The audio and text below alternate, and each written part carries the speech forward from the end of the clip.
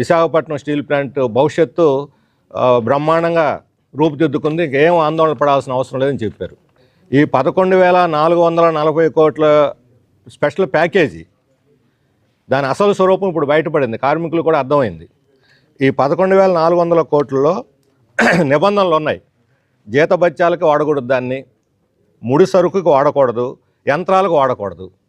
ఎందుకు ఇచ్చినట్టు దీన్ని?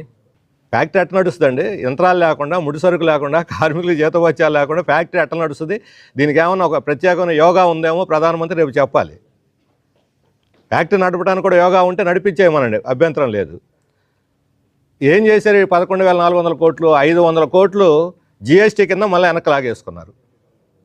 500 కోట్లు జిఎస్టీ, 9,346 కోట్లు బ్యాంకు వడ్డీలకి, అప్పులకి, ప్రభుత్వానికి చెల్లించాల్సిన పాత బకాయి పన్నులకి జమ వేసుకున్నారు.